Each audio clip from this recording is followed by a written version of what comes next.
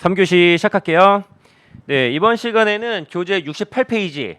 자, 68페이지가 아니구나. 71페이지 제5절. 화폐 시간가치 적용 사례 볼게요. 자, 지금까지 지난 시간에는 현재 가치가 뭐고 미래 가치가 뭐고 계산 어떻게 하고 이런 거 배웠고요. 자, 우리는 회계 배우는 거니까 현재 가치와 미래 가치, 회계 처리, 차변 대변에 어떻게 하고 재무제표에 어떻게 반영할 것인가 요거 한번 고민해 봐야 되는 거잖아요. 해 보도록 할게요. 먼저 71쪽에 두 번째 줄 밑줄 좀 칠게요. 현재 가치로 평가된 금액이 증감에 따라 이자 수익이나 이자 비용을 인식하는 것을 유효이절법이라 한다. 자, 이게 뭔 소리인지는 예제 4-9번을 풀어봐야 될 것 같으니까 일단은 밑줄 치고 예제 4-9번으로 넘어가 볼게요. 네, 주 ABC는 엑셀은 1월 1일 10만 원을 차입하고 보통 이자는 한 달에 한 번씩 내는 거죠. 근데 그렇게 가정하지 말고 3년 후에 3년치 이자를 한 방에 내기로 했다라고 칠게요. 그리고 이자율은 10%고 그럼 1년에 이자가 10% 1년에 만 원이니까 13만 원 갚으면 되겠네. 이러면 돼야 안 돼요? 안 되는 거죠. 그렇게 계산하면은 달리 이자 계산이라고 하는 거고 우리는 뭐 해야 돼요? 복리 이자 계산을 해야 되는 거잖아요. 그러면은 물음 1번 3년 후 X 3년 12월 31일에 일시에 상환할 금액은 얼마인가? 요거 한번 계산해 볼게요. 요거 우리가 지난 시간에 배운 언어로 표현해 보자면 뭐예요? 10만 원에 3년 후 할인율은 10%고 이 미래 가치는 얼마인가? 이거 물어보는 거예요. 해볼게요. 먼저 X년 초에 10만 원이고요. 요게 1년 지나면은 몇 퍼센트 늘어나요? 10% 늘어나잖아요. 그러면은 11만 원이 되겠네. 만 원 늘어나서 11만 원이 되겠네. 또 요게 1년 지나요. 또 요게 10% 증가잖아요. 두 번째는 얼마 늘어나요? 11,000원 늘어나겠네. 12만 1,000원이 되었고 또 1년 지나요. 또 1년 지나면은 12만 1,000원에 또 10%만큼 이자가 붙는 거잖아요. 그래서 이렇게 복리이자 계산하면은 이자 깨서 눈덩이처럼 불어나서 나중에는 감당하지 못할 사태가 벌어지기도 해요. 또 12만 1,000원, 12,100원. 그래서 X3년 말에 13만 3,100원 이렇게 갚아야 되는 거예요. 처음에는 10만 원 빌렸다가 3년 후 얼마? 13만 3,100원을 갚아야 되네. 당연한 거죠. 빌린 돈보다 이자 쳐서 갚아야 되니까 갚아야 되는 돈이 더 큰 거잖아요. 그리고 당연한 얘기인데 내가 친구한테 만 원을 빌렸다가 11,000원을 갚았네. 그럼 내가 부담하는 이자는 얼마예요? 1,000원.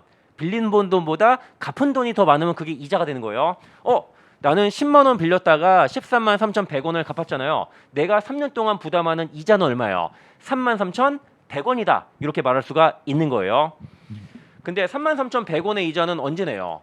맨 마지막에 내는 거잖아요.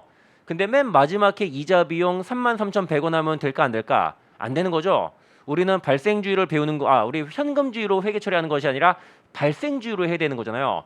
그래서 우리 3만 3,100원의 이자를 첫 번째, 두 번째, 세 번째 3년에 걸쳐 적절하게 쪼개는 방법을 우리가 알아봐야 하는 것이에요. 일단은 물음 1번 봤고요. 물음 2번 봐요. 자, 물음 2번 보시면은 X1년 12월 31일 기준 미래 상환하여야 할 금액의 현재 가치는 얼마인가? 자, 보시면은 상환해야 될 금액이 14만 3,100원이네. 요거를 X년 초 기준으로 현재가 추가하면 10만 원이고요. 시간이 흘러서 지금 X년 말이 되었어요. X년 말 기준으로 13만 3,100원에 현재가 추가하면 얼마? 여기서 나누기 1.1을 두 번 하니까 11만 원이 된다. 이렇게 표현할 수가 있겠네. 그 다음에 물음 3번. X2년 12월 31일 기준 미래에 상환하여야 할 금액의 현재 가치 얼마인가? 뭐 물어본 거예요? 12만 1,000원을 물어본 거예요. 시간이 흐르고 올라 X년 말이 되었네. 그러면은 1년 후 갚아야 되는 금액의 현재 가치는 12만 1,000원이다. 이렇게 되는 거예요. 그리고 현재랑 미래 이런 거는 좀 상대적인 개념이잖아요. 예를 들어 1500년대 지금으로 보면은 과거잖아요. 하지만 고려시대 때 1500년대 그럼 어때요? 그때는 미래가 되는 거잖아요. 과거와 미래는 좀 상대적인 개념이에요. 그래서 요 11만 원은 어떻게 표현할 수 있냐면은 10만 원 곱하기 1.1 이렇게 표현할 수 있죠. 요 10만 원의 1년 후 미래 가치다. 이렇게 해도 되거든요. 하지만 저 11만 원은 어떻게 표현할 수도 있냐면은 요 시점 기준으로 2년 후에 13만 3,100원을 갚아야 되네. 요거 나누기 1.1 제곱하면 되는 거잖아요. 2년 후 13만 3,100원의 현재 가치다 이렇게 말할 수가 있는 거예요. 그래서 요 녀석은 요 녀석의 미래 가치도 하고 요 녀석의 현재 가치이기도 한 거예요. 그 다음에 우리 12만 1,000원도 해볼까요? 얘는 10만 원에 곱하기 1.1 2배 2년 후 미래 가치다 이렇게 말해도 되는 거고요. 또는 13만 3,100원을 한 번 하면 되겠네. 요 녀석의 현재 가치다라고 말할 수가 있는 거예요. 그래서 요 현재 가치와 미래 가치를 자유자재로 이동할 수 있으면은 화폐의 시간 가치 이해가 잘 되는 거고 화폐와의 시간 가치랑 관련된 문제들 아주 간단하게 풀어 제낄 수가 있을 거예요. 혹시라도 요 현재 가치, 미래 가치 개념이 부실하면은 나중에 진짜 두고두고 고생할 거예요. 혹시라도 우리 온라인 강의 듣는 수험생한테 하는 얘기인데 요 내용을 이해가 잘 안 간다 그러면은 고민하지 말고 한 번 더 보시면 돼요. 그러니까 한 번 더 보는데 얼마 걸리지도 않잖아요. 근데 한 번 더 안 봐서 이해를 제대로 못하면은 나중에 두고두고 진짜 개고생을 한다니까요. 요 화폐 시간 가치랑 관련된 문제들이 1년에 1차 기준으로 재무회계가 24문제 나오거든요. 요새 원래 한 재작년까지만 해도 재무 25에 원가 관리 계획이 15였는데 작년부터 24대 16 이렇게 나오더라고요. 앞으로도 계속 그럴 것 같기는 해요. 근데 그 재무회계 24문제 중에 한 8문제 정도 화폐 시간 가치랑 관련된 게 나오거든요. 네, 그러니까 이거 잘 하셔야 돼요. 네, 이렇게 해서 예제 4-9번 풀었네. 그리고 진짜 재밌는 얘기 한번 해볼게요. 3년에 걸쳐 10만 원 빌렸다가 13만 3,100원을 갚았네. 내가 3년 동안 부담하는 이자는 총 3만 3,100원이에요. 요 3만 3,100원의 이자를 X1년, X2년, X3년 이자 비용을 3개로 쪼개야 되잖아요. 자, 얼마 쪼개면 되겠나? 그 숫자는 제가 이미 칠판에 써놨는데 첫해 내 빚이 얼마 늘어나요? 10,000원 늘어나잖아요. 이게 이자 비용이에요. 첫해 이자 비용은 10,000원. 그 다음에 두 번째 이자 비용은 얼마일까? 두 번째는 내 빚이 11,000원 늘었잖아요. 11만 원에 10%. 두 번째 이자 비용은 11,000원이다 라고 말하면 되는 거예요.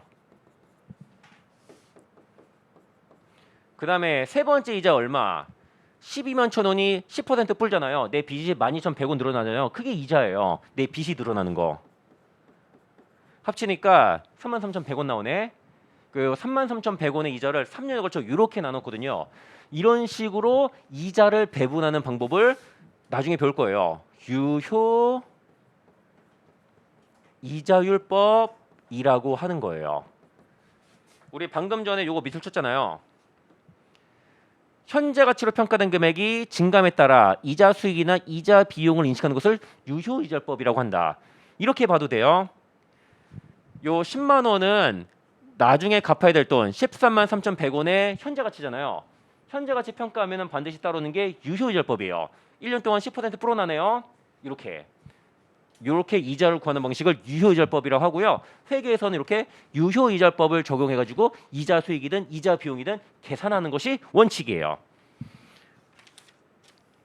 그 다음에 넘어가서 출제 3쪽에 현재 가치에 대한 회계 처리 볼게요. 회계 처리.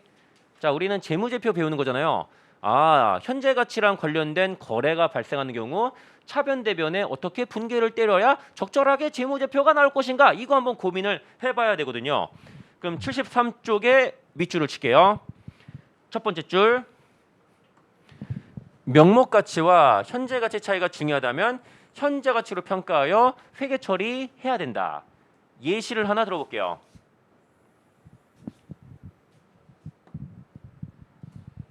네, 여러분들이 자동차를 한 대 샀다라고 칠게요.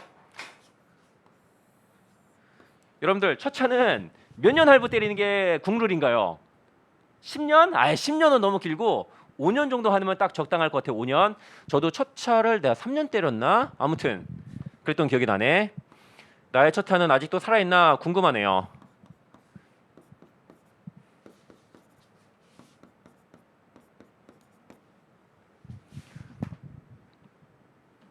잠깐만, 내가 왜 5년짜리 했지? 5년 하고 5년 할부. 원래 할부금은 한 달에 한 번 내는 건데 아이고 한 달에 한 번 하면 이거 유식 하나 해야 되잖아요. 너무 힘드니까 할부금은 1년에 한 번 낸다라고 쳐요. 1년에 1,000만 원씩 이 정도 차는 타셔야지 대한민국 세무사라면은. 그래서 직업 중에 좀 가오를 살려야 되는 직업도 있고요. 가오를 살리지 않아도 되는 직업이 있거든요. 예를 들어 공무원들은 가오 살리면 돼, 안 돼요? 아니, 가오 살리면 안 돼요. 예를 들어서 내가 9급 공무원 붙었는데 아주 비싼 차 타고 출근을 하네. 7급, 6급 형님들이 나 때리거든요.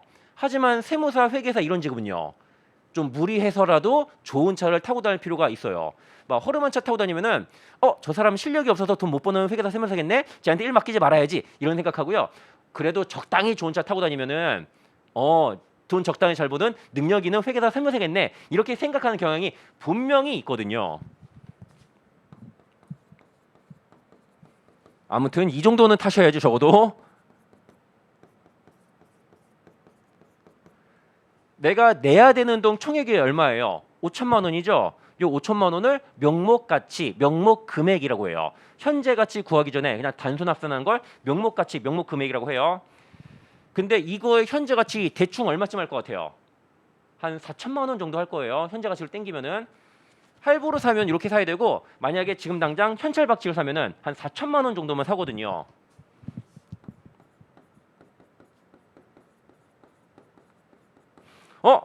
현찰박치로 사면 4천만 원인데 나는 얼마를 더 내는 거예요?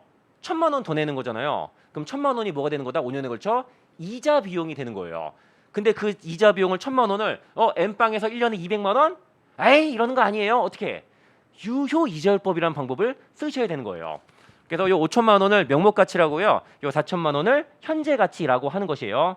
근데 명목 가치랑 현재 가치 차이 중요하죠? 5천만 원, 4천만 원 안 중요해요?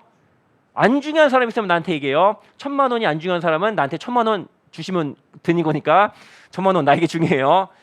그래서 명목 가치와 현재 가치 차이 나면은 현재 가치로 평가하여 회계 처리를 해야 돼요. 그래서 만약에 여러분들이 이런 조건을 차를 샀다 그러면은 5천만 원짜리 차를 산 거예요. 아니라 현재 가치로 4천만 원짜리 차를 샀다라고 말해야 되는 것이에요. 네, 그 다음에 그 밑에 있는 거 볼게요. 이번에는 차가 아니라 땅을 샀다라고 쳐볼게요. 땅을 샀는데 현찰박치기로 산 게 아니라 3년을 거쳐 10만 원, 10만 원, 10만 원 이렇게 지불하기로 하고 땅을 산 거예요.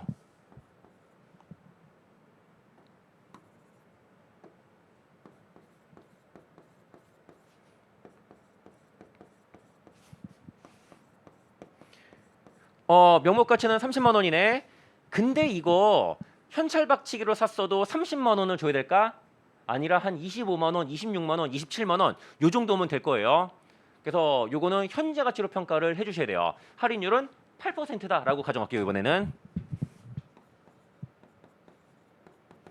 자, 이것도 10만 원 나누기 1.08 한 번 이퀄, 10만 원 나누기 1.08 두 번 이퀄, 10만 원 나누기 1.08 세 번 이퀄. 그다음에 GT 해서 구해도 되지만 아유 힘들잖아요. 어떻게 하면 돼요? 10만 원에다가 3기간 8% 연금의 현가 계수를 곱해 주시면 돼요. 표 찾아보시면은 2.577을 나올 거예요. 우리 2.577을 찾아보는 거 연습 한번 해볼까요? 해볼게요. 연금의 현재 가치 6이겠네. 2.577을 한번 찾아볼게요. 네, 우리가 원하는 거는 이거 좀 다 지우고 8%고 기간은 3년이잖아요.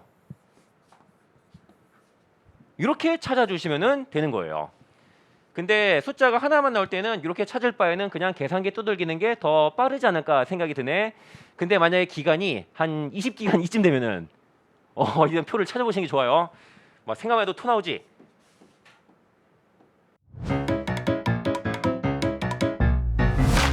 에듀윌 유료 회원만의 특별한 서비스.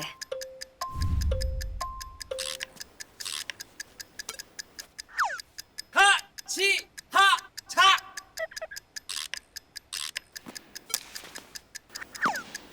하치하차 정답! 같이 하자 친구야 에듀윌 유료 회원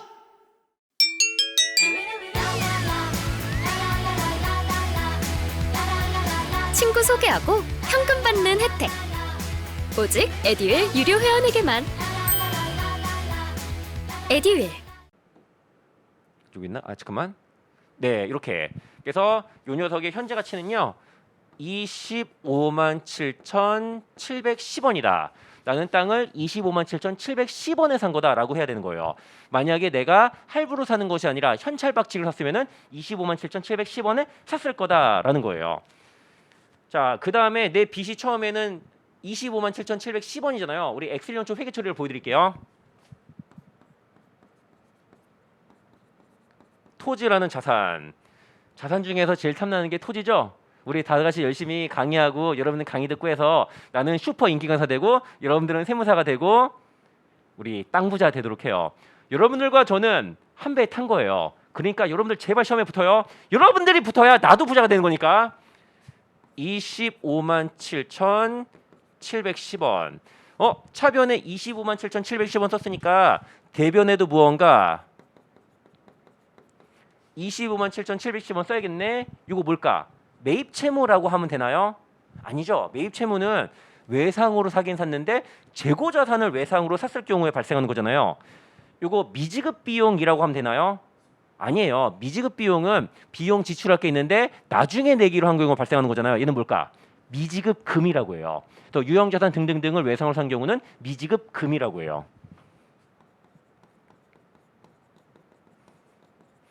그래서 요 미지급금 처음에는 25만 7,710원인데 요거 3년 동안 어떤 회계 처리를 해야 될 것인가 이걸 한번 알아보자는 거예요. 다음 페이지로 넘어갈게요. 네, 73쪽 하단에 보시면은 화살표가 마구마구 나와 있는 그림이 있는데 요 그림 이해가 안 되면은 두 번이고 세 번이고 요 부분을 반복해서 보셔야 돼요. 최대한 천천히 설명드릴 테니까 집중해서 요 앞을 봐주세요. 처음에 나의 빚은 얼마예요? 25만 7,710원이에요. 자, 이 빚이 생긴 이유는 땅을 외상으로 샀기 때문이고, 그래서 토지 25만 7,010원, 그 다음에 미지급금 25만 7,710원. 일단은 이렇게 분개하면 되는 거예요. 자, 그 다음에 시간이 1년 동안 흐르네. 나의 빚은 얼마 늘어나요? 이 녀석 1년 동안에 8% 늘어나는 거잖아요. 나의 빚은 내 이자 비용은 얼마? 25만 7,710원에 8% 2만 617 이렇게 계산하면 되는 거예요. 이게 첫 해 이자 비용이에요.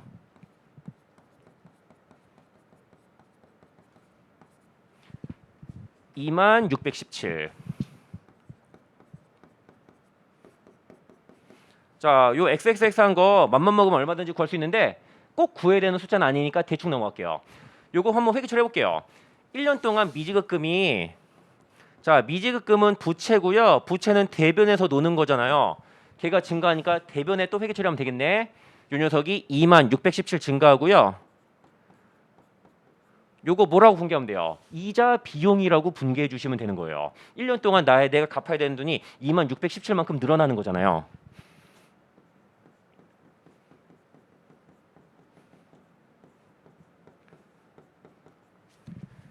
그 다음에 엑셀 연말 뭐 해야 돼요? 10만 원 약속대로 갚아야 되잖아요. 돈 갚을게요. 10만 원 갚을게요.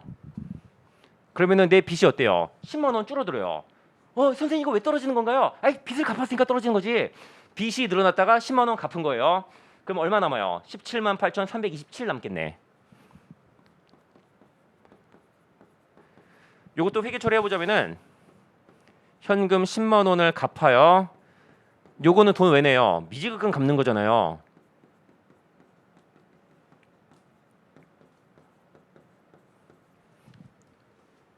이런 식으로 돌아가게 되는 거예요. 그 다음에 두 번째 해도 해볼게요. 자, 두 번째는 요 17만 8,327이 1년 동안에 몇 퍼? 8% 증가하는 거잖아요. 또 두 번째 이자 비용은 17만 8,327에 8% 14,266 이렇게 구하면 되는 거예요.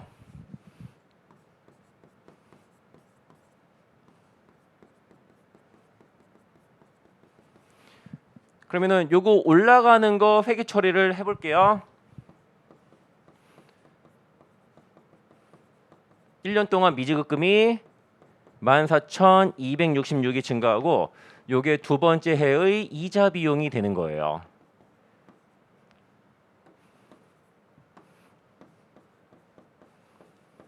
자, 이자 비용은 손익계산서 가는 거죠. 손익계산서에 이자 비용 간 다음에 당기 순이익을 14,266 줄이고 이익 잉여금을 14,266 줄이고 이렇게 될 거예요. 그다음에 두 번째 말도 뭐 해야 돼요? 돈 갚아야지. 10만 원 갚을게요. 그럼 빚이 10만 원 줄어들어요. 그래서 92,593의 빚이 남겠네. 이것도 회계 처리해 보자면은 현금 10만 원. 요거는 미지급금 갚는 거예요. 미지급금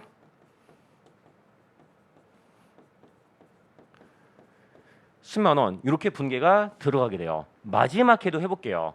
자, 마지막 해도 나의 빚이 1년 동안에 기초금액의 8%만큼 증가하는 거예요.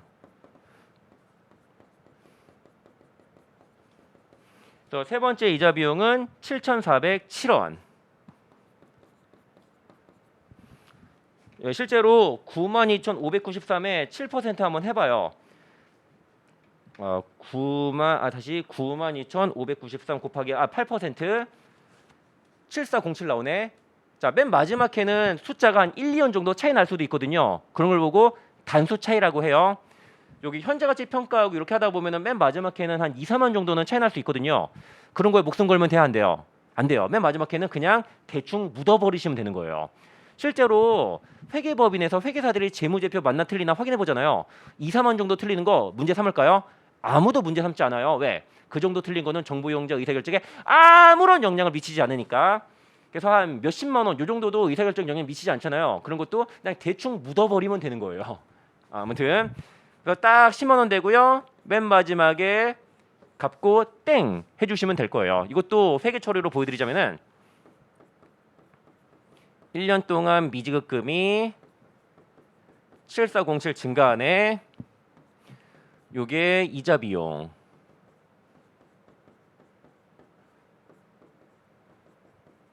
현금 마지막에 10만 원, 미지급금 갚고 끝 해주시면 되는 거예요. 그리고 여러분들 명심해요. 이 세상에 엄마 아빠가 해주는 거 말고 공짜라는 게 있을까 없을까? 절대 공짜 없어요. 뭐 옵션피 같은 데서 여러분들에게만 특별 할인 등을 부여하는 겁니다. 지금 주문하시면은 무이자 하는데 진짜 이자가 없을까? 이자 있어요. 이자가 없는 척을 하는 것뿐이에요. 자, 그래서 이런 질문 많이 해요. 선생님 여기 이자 없는 거 아닌가요? 10만 원 10만 원 10만 원이고 이자 몇 %다 이자 얼마 받는다 이런 얘기 없잖아요. 아니에요. 이자가 없는 척하지만 이자가 있는 거예요. 자, 예를 들어서 여러분들이 홈쇼핑에서 계산기 하나 사요. 세 달에 걸쳐 만 원 무이자 할부 해드립니다. 3만 원짜리인데 막 이러고 있거든요. 근데 그게 진짜 이자 없을까? 아니에요. 만약에 여러분들이 할부로 사면은 만 원인데 현찰 박치고 사면 한 28,000원이면 살 수 있는 거잖아요. 세 달에 걸쳐 한 2,000원 정도 이자를 부담하는 거나 마찬가지예요. 공짜인 이자가 없는 척을 하고 있는 거예요. 자, 얘도 실질적으로 이자 요소를 포함하고 있거든요. 잘 봐요. 내가 갚아야 되는 돈 얼마? 30만 원.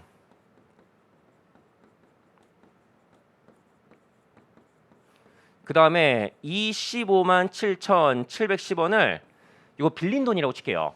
원래는 25만 7,710원 지금 당장 현찰로 내야 되는데 돈을 빌려서 낸 거다 이런 거나 비슷하다 보면 되는 거잖아요. 빌린 돈.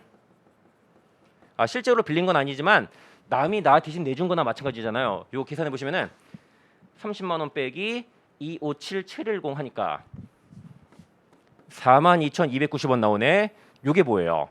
현찰 박치기로 했을 때보다 할부로 사니까 42,290원은 돈을 더 내야 되는 거잖아요. 요게 3년에 걸쳐 내가 부담하는 이자인 거예요. 실질적으로 발생하는 이자인 거예요. 이자. 그래서 요 42,290원의 3년간의 이자를 3년에 걸쳐 적절하게 쪼개야 되잖아요.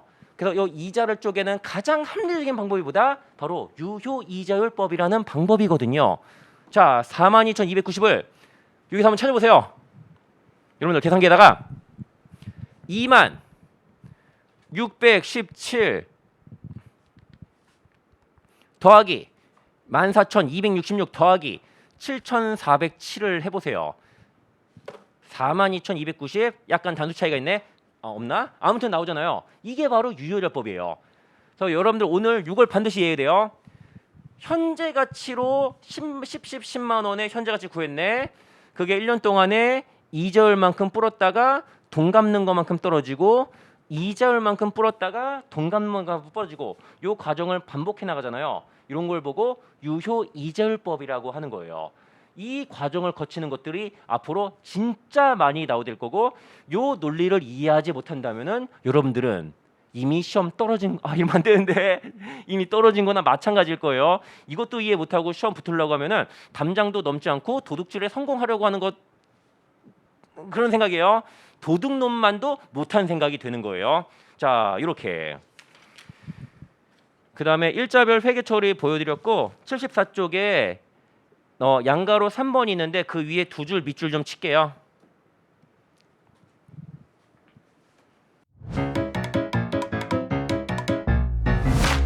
에듀윌 유료 회원만의 남다른 서비스.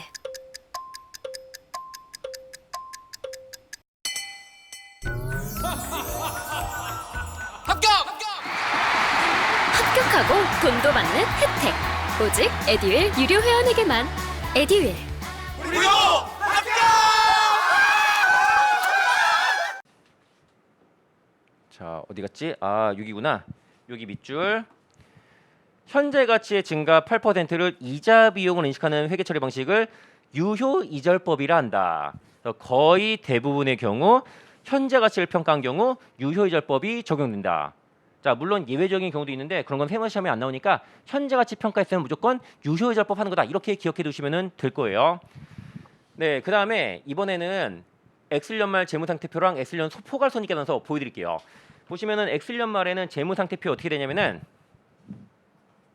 처음에는 부채가 25만 7,712원이었다가 8% 불었다가 10만 원 갚았네.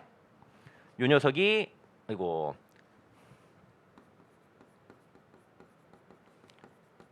몇 차에 차차 해가지고 17만 8,327 이렇게 표시가 될 거예요.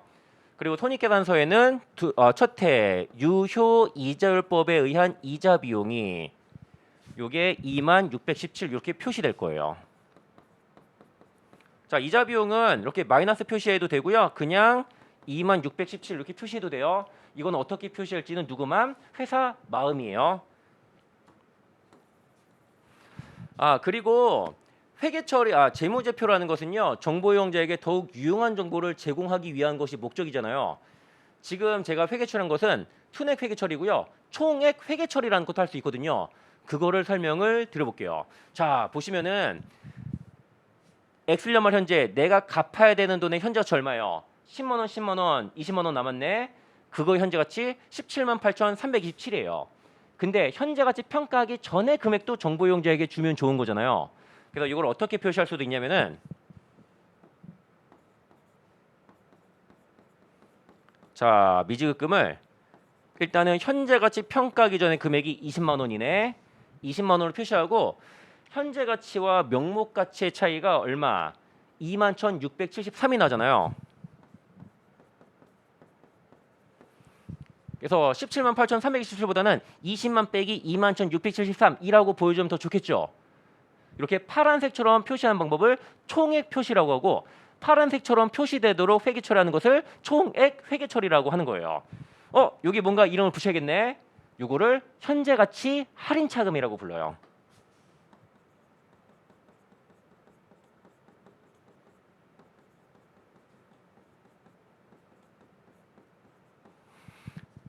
현재 가치 할인 차금 이름이 너무 기네. 우리나라 사람들은 뭐 좋아해요? 줄여서 말하는 거 좋아하잖아요.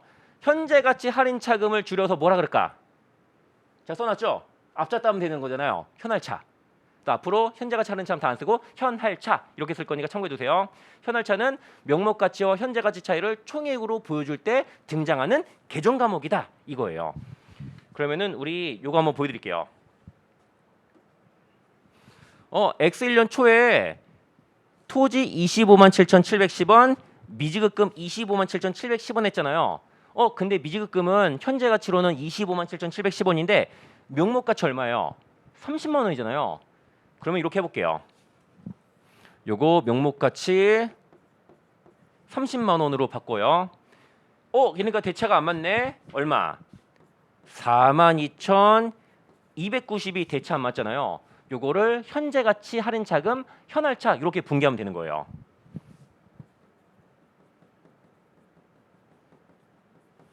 요 총액 회계 처리는 조금 어려울 수 있거든요. 조금 어려운 거니까 어려우면은 다음에 보셔도 돼요. 이거는 오늘은 현재 가치 평가하고 올라갔다 내려가고 올라갔다 내려가고 올라갔다 내려가고 요 순액 회계 처리까지만 할 줄 알아도 충분하니까 잘 보세요.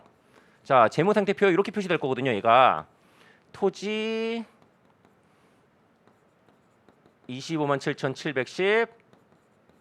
자, 좁으니까 미지급까지만 쓸게요. 257,710. 순액으로 회계 처리했으면 이렇게만 돼요. 근데 방금 총액 회계 처리했잖아요. 얘가 재무 상태표 어떻게 반영이 되냐면 미금 명목가치 30만 원. 그다음에 요 현할차는 미지급금에 대한 현할차잖아요. 회계 처리는 차변했는데 재무 상태표 표시는 여기 밑에 대변에 마이너스로 보여주는 거예요. 현할차 42,290원 이렇게요. 이게 바로 총액 회계 처리예요. 그 시험에서 총액 회계 처리가 필요한 경우도 간혹 있고요. 거의 대부분의 경우는 순액 회계 처리로 끝나거든요.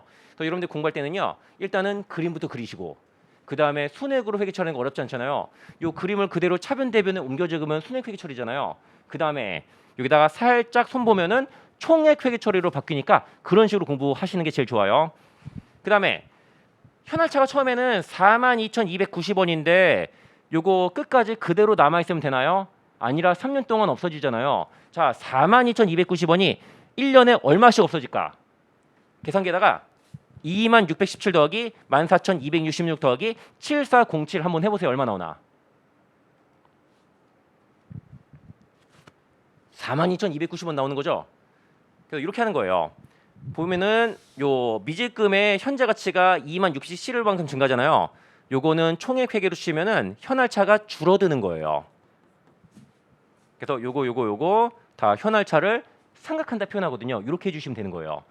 총액 회계 처리는 조금 어려우니까 오늘은 이해 안 되면 그냥 넘어가셔도 괜찮아요. 하지만 순액 회계 처리까지 화폐의 시간 가치와 유효이절법에 대한 전반적인 원리는 여러분들이 모르면은 큰일이라니까 이거는 반드시 여러분들이 알고 넘어가야 돼요.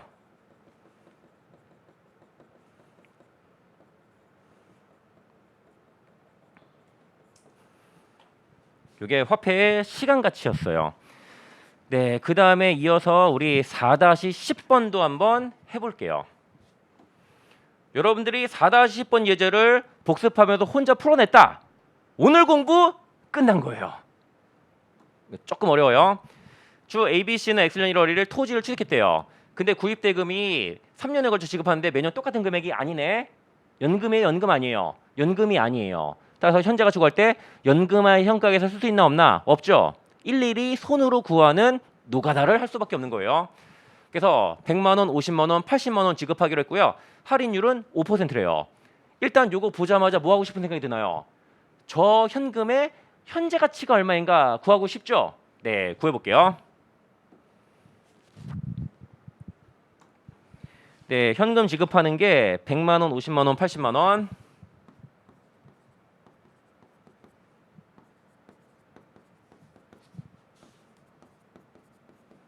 그 다음에 할인율은 5%. 요거 현재 가치 어떻게 구하면 되나요? 요 100만 원의 현재 가치는 여러분들 계산기 다 빵빵빵 만들고 제가 입력하라는 대로 한번 입력해 보세요. 100만 나누기 1.05 이퀄. 그럼 요 녀석의 현재 가치가 메모리에 차곡 쌓이게 되는 거고요. 그 다음에 50만 원짜리 해볼게요. 50만 원. 얘는 두 번 해야겠네. 1.05를 5%니까 두 번 이퀄 하면은 메모리에 50만 원의 현재 가치가 차곡 쌓이게 될 것이고요. 그 다음에 하나 더 80만 원 나누기 하나 둘 셋 이퀄 하면은 80만 원의 현재 가치가 메모리에 탁 쌓이게 될 거고 마지막으로 뭐 GT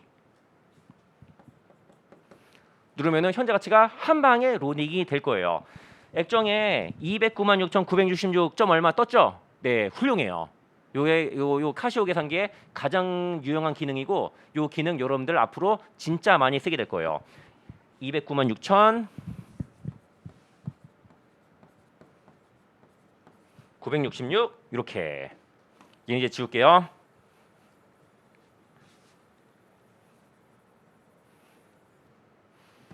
그럼 엑셀리온 초 회계 처리를 해볼게요. 이거 땅을 샀네. 토지 209만 6,966 여기다가 매입 채무 이런 거 하면 된다 안 된다? 안 된다. 미지급금이라고 해야지 돼요. 미지급금.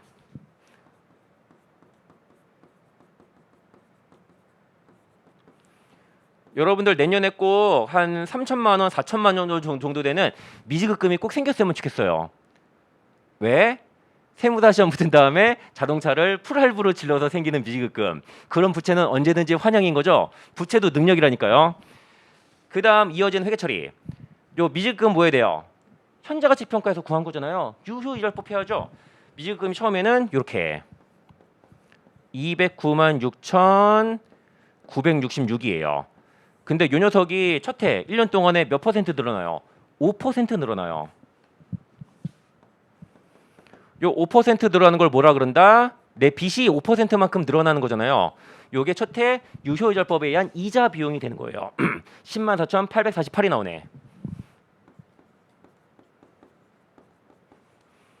그래서 판매자가 나에게 대놓고 이자를 뜯는 것은 없지만 실질적인 이자가 포함되어 있는 거잖아요. 그래서 회계는 발생주에 입각한 거니까 이렇게 이자 비용 계산을 해야 돼요.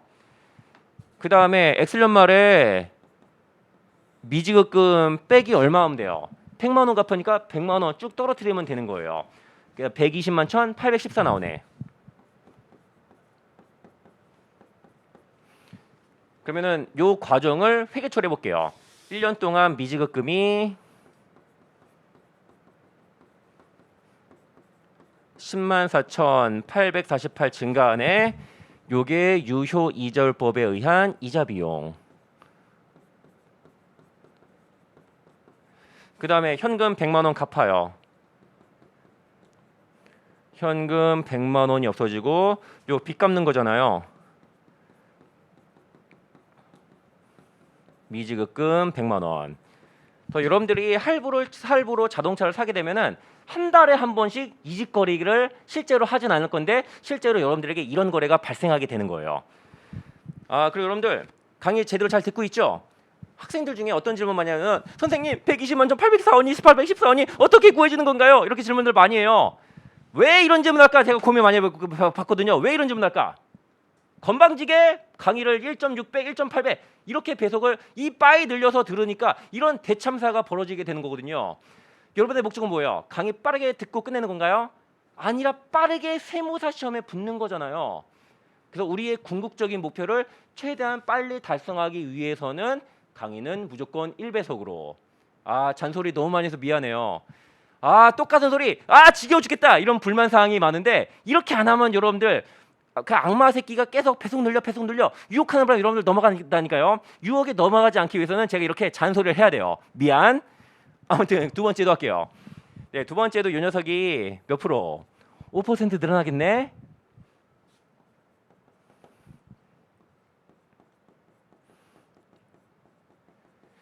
두 번째 이자 비용은 얼마예요? 6만 91원이 나올 거예요.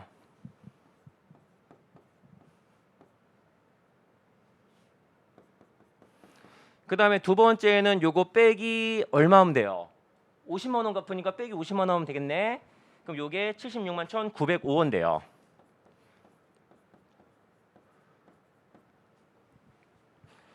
참고로 요 76만 1,905원은 어떻게 구하면 되나요? 계산기에다가 209만 6,966 곱하기 1.05 빼기 100만 원 곱하기 1.05 빼기 50만 원 이러면 나올 거예요. 그래서 요 76만 1,905원의 잔액은요. 유효이자율법을 정한 다음에 잔액이다라고 말할 수가 있겠네. 이것도 회계 처리 해볼게요. 1년 동안 미지급금이 6만 91원만큼 증가하고 요게 이자 비용. 이렇게 이자 비용 구하는 방식을 유효이자율법이라고 해요. 그 다음에 50만 원 갚고 미지급금 없어지고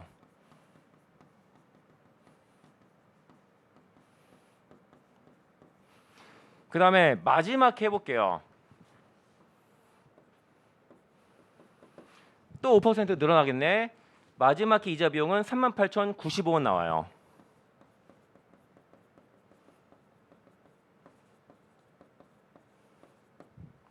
네, 실제로 76만 1,900원에 5% 한번 해볼게요.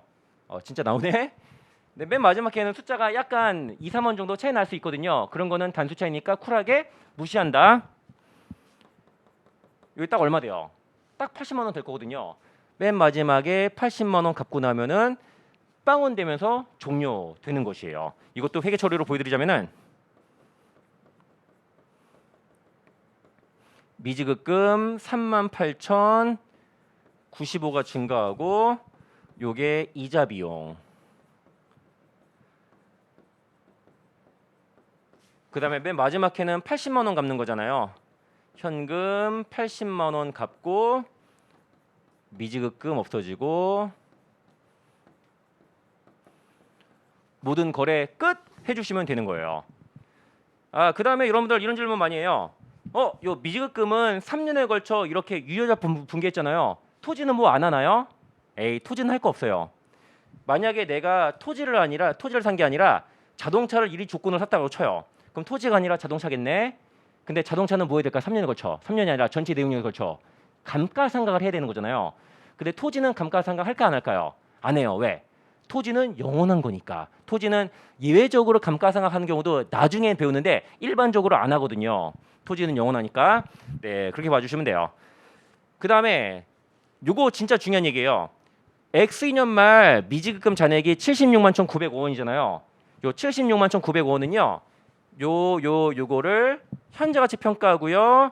5% 올라갔다가 100만 원 빠지고 5% 올라갔다가 50만 원 빠지고 유효이절법을 정한 다음에 숫자이기도 하거든요. 근데 76만 1,905원은 어떻게 하면 더 빨리 구할 수 있을까? 이거 나중에 문제 풀 때 진짜 유용하게 쓰이는 거라서 제가 조기 교육하는 거예요. 오늘 몰라도 되는 거긴 한데 요 76만 1,900원은요. 유효이절법을 정한 다음에 숫자이기도 하잖아요. 근데 어떤 숫자이기도 하냐면은 X2년말 현재 남은 빚이 얼마? 80만 원이잖아요. 80만 원의 현재 가치이기도 한 거예요. 80만 원 나누기 1. 영어 한번 해보세요. 얼마 나오나?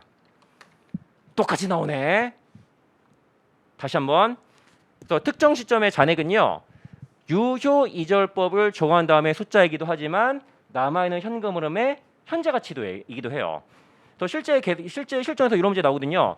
X년 말 빚이 얼마인가? 그러면은 현재 가치 땡겨서 2년 동안 유효이절법 해도 되겠지만 뭐가 더 빨라요? 80만 원의 현재 가치 이러면 훨씬 더 빠르거든요. 이런 걸 보고 뭐라 그런다? 센스라고 하는 거예요. 그 다음에 하나만 더. 제가 이 회계 처리를 지금 방금 순액으로 했는데 총액 회계 처리로 보여주면 더 좋잖아요. 그럼 X1년 초 거부터 총액으로 바꿀게요. 참고로 총액 회계 처리는 나중에 배우면 되는 거니까 그거는 오늘은 몰라도 돼요. 오늘은 현재 가치 구한 다음에 유효이절법을 정하는 그 근본적인 논리 요 정도까지만 알면 되는 거고 해볼게요. 자, 미지급금 이번에는 얼마로 만들면 돼요? 그냥 다 더하면 얼마? 230만 원이잖아요. 명목 가치 230만 원. 명목 가치는 현재 가치 평가하기 전의 금액 말하는 거예요. 그냥 단순 더한 거. 그 다음에 대차 맞는 거 뭐라고? 현할차. 현재 가치 할인 차금. 20만 3,034원 요리 되겠네. 자, 20만 3,034원이 3년에 걸쳐 사라져야 되는 거잖아요. 얼마씩? 요거 다 더하면 20만 3,304원씩이 될 거예요. 요 230만 원의 미지급금 명목 가치는요. 갚을 때마다 100만 원, 50만 원, 80만 원 갚을 때마다 없어지는 거고요. 요 현할차는요. 유효이절법으로 이자 비용 인식할 때마다 생각한다. 이렇게 보시면 되는 거예요. 자, 이것도 현할차로 바꾸면 돼요.